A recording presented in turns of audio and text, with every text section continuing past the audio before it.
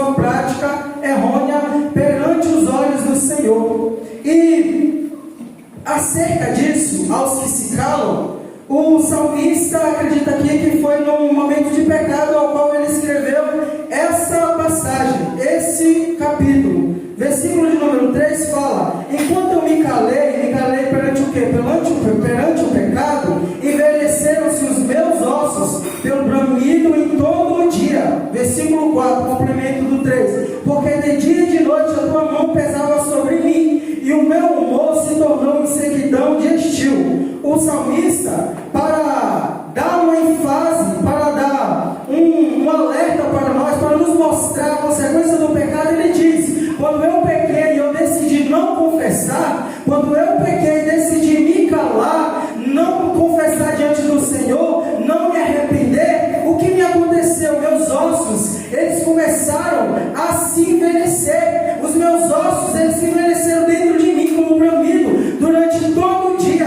trazendo uma ênfase, trazendo um sentido de que ele ficou inquieto. Quando ele pecou, ele não confessou perante o Senhor, ele começou a ficar inquieto perante toda a sua vida, perante todo o dia. E o que mais acontece com ele? Dia e noite a mão do Senhor pesou sobre ele, ele ficou cheio de remorso, começa a ficar um crente em sequidão de estio. O que é sequidão de estio? É uma fase do verão em que tem muita secura, em que há muita sequidão, e é isso que ele está querendo transmitir para nós. Quando pecamos e não confessamos, ficamos um crente seco, ficamos um crente apático, ficamos pessoas insensíveis, ficamos pessoas sem sensibilidade ao que Deus quer falar com nós. E o salmista, ele traz uma ênfase tão grande: os meus ossos começaram a se envelhecer, perturbação dentro dele, não havia paz dentro dele enquanto ele não confessou.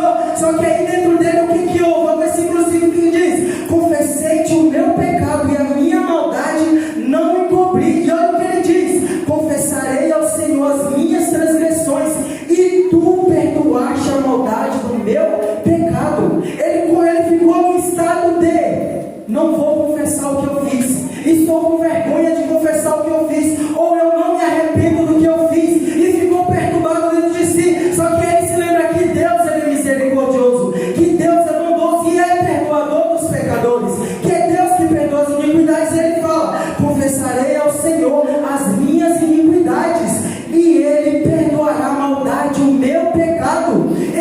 Essa passagem, ela nos traz uma grande ênfase, ela nos traz um grande alerta. O que o Senhor, por meio dessa passagem, ele nos diz: ele sim é perdoador, ele sim é galardoador, ele sim é misericordioso. Só que nós, muitas das vezes, esquecemos disso. Nós muitas das vezes pecamos, erramos, falhamos e decidimos não confessar. E aí é que está, começamos a ficar secos. Como assim seco? Começamos a ficar insensível, apático, não somos mais submissos ao Senhor. E o salmista, ele nos fala que a bem-aventurança daquele que se arrepende. O que ele diz? Bem-aventurado aquele cuja transgressão é perdoada. E por que foi perdoada? Porque se arrependeu. Irmãos, Deus, ele está com suas mãos estendidas a cada um de nós para nos perdoar. Só que é necessário que nós, pecadores, falhos, transgressores, miseráveis, se renda perante ele, não escondamos os nossos erros, as nossas falhas, porque senão haverá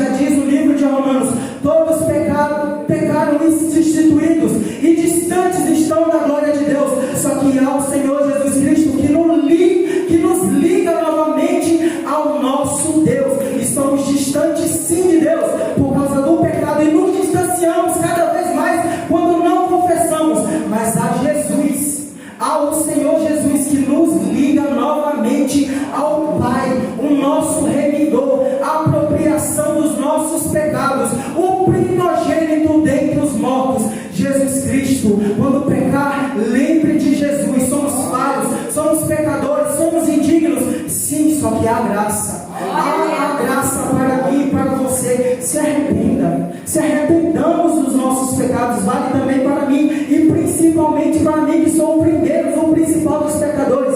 Nos arrependamos. Nos arrependamos para que não fiquemos insensíveis à voz de Deus. Porque já foi falado aqui. Fala Deus, ele já começou a falar. Se arrependa. Se arrependa. Guia-me Deus, guia-me Deus. E se você analisar